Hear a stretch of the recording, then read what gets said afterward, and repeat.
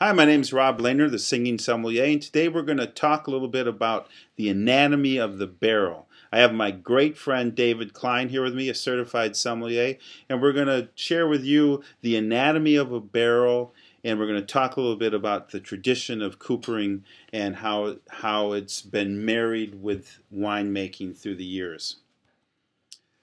So we're going to start out. David, how you doing this afternoon? I'm doing well, and I'm glad Good. we're talking about barrels because it's something that a lot of people overlook and they just don't really think about it. They think about what they have in the bottle, what they have in the glass, but they don't really associate where it comes from or how it got to be the way it is in the bottle. Right, and it's such an incredible, it's such an important part of winemaking, the barrel, the importance of what it does for the winemaker. So, David, we're going to talk about the importance of the barrel to winemaking.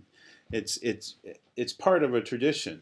Well, certainly for hundreds of years, it's been an integral part of how wine is made, and we have a long history of both European and certainly in the United States and other parts of the world of families who make barrels and have done it for generations. And they've contributed to the art of winemaking as surely as any other facet of the process.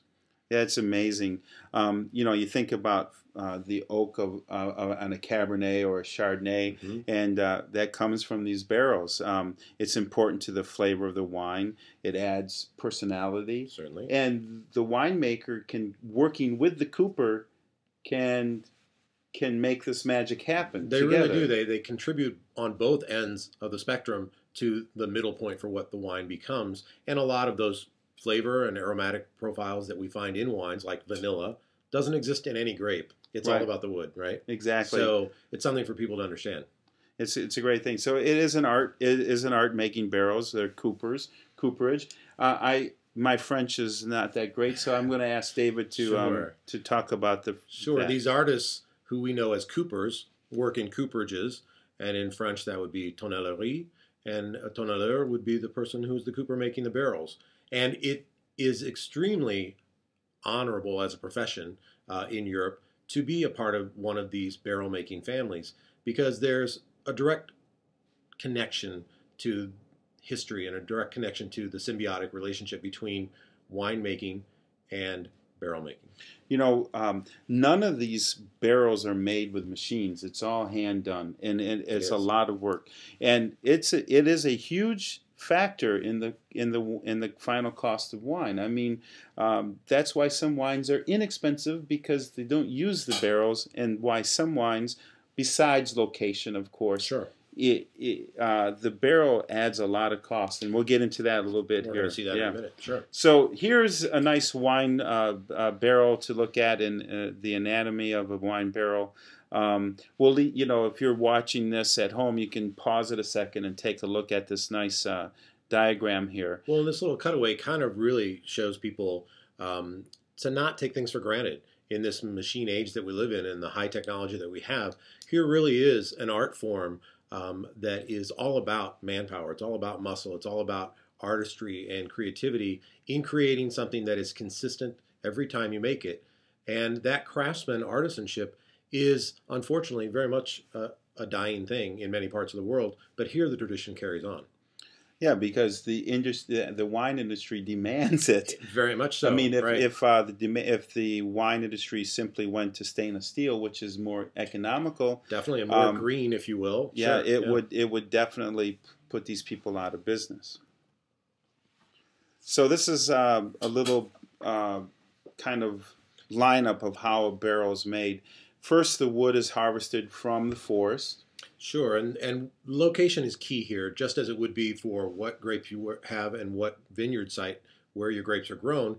Where those trees are grown makes a huge difference, and barrel makers are very particular about where they harvest their trees from, how old the trees are. So trees need to be anywhere from 100 to 250 years old, and these forests, certainly when we're talking about France, key historic forests like the Vosges and Tronçais and Allier, all the trees grown there have very distinct personalities.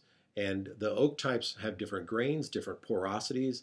They create different types of impacts in the barrels that are made. And then in America, certainly we're talking about great areas like Missouri and Michigan and Minnesota that create some of the best trees for making American oak barrels.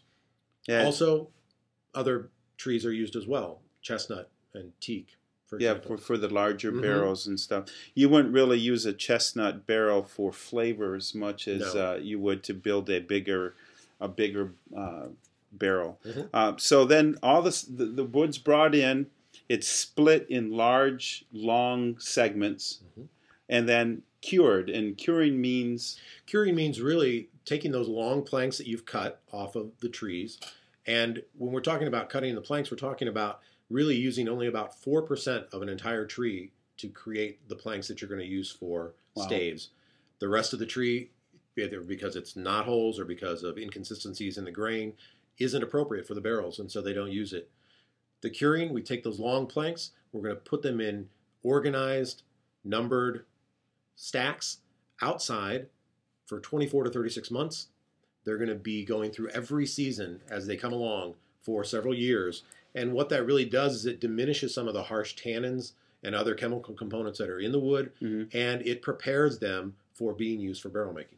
That's great. And then just before the barrel's assembled, the staves are cut and formed to the size barrel they're making, whether they're making the barrel for Napa or Bordeaux. There might be a little bit difference. There might be different... and what size the barrel is, right? Yeah, what size the barrel is.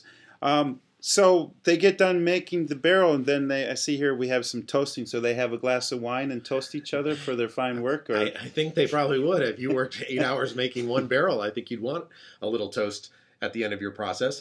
The toasting really here is to create an interior of the barrel that maximizes some of the chemical components inside the wood itself. So when we think of things like vanilla smells or vanilla tastes in a wine, that's totally coming from the barrel and how that barrel was toasted. And that chemical compound vanillin is extracted through toasting the insides of the barrels. And the toasting is very specific. You want a light toast, you want a medium plus, a heavy toast. And the longer you toast, the more you're causing those sugars and other chemical compounds in the wood to be caramelized and to be brought out. And then the last thing, of course, is the barrel head assembly, where the heads are placed on the ends, and the barrel's finished. So we were kind of mentioning a little bit. There's some different size barrels. The barrique, of course, is the workhorse of most winemaking. Definitely, it's what we would call the most ubiquitous barrel used in wineries around the world today. Over time, it just evolved into a standard barrel that most places use, and partly because it's a manageable size, and it's a storable size, and it's also a size that you can move and rotate and play around with in your winery. The larger the size, the more difficulties you have, and also the smaller barrel, the barrique, impacts the wine to a greater degree than a larger barrel would, because the surface to wine ratio and air ratio inside the barrel is going to be so through the process of elimination, we've come to this size as being the best size, one of the best size. And then you see that it gets larger and larger here. The hogshead, the punchin, the Fuda and the Stück used in Germany. And then these traditional sizes in Champagne, Bordeaux, and Burgundy. And you see that they all vary. So there's no consistency even within one country from region to region. And at the bottom there, you see the cost. Imagine the cost of using new barrels for every vintage. Certainly. It's amazing. So things to remember about wine production is it's key to wine production. It adds to the cost of wine. And like winemaking itself, it's a time-honored tradition. There really is this symbiotic relationship between coopers and winemakers and the result that they get in the bottle and in the glass. Yes, and it does offer another tool for the winemaker to add a flavor profile or to do something interesting. Help them achieve the vision of their wine, sure. So, again, join us on our Facebook page, Ask the Sommelier, and we also have our group, the second Monday online wine tastings, and check it out and join us coming up the second Monday of every month. We look forward to seeing you at our next online tasting.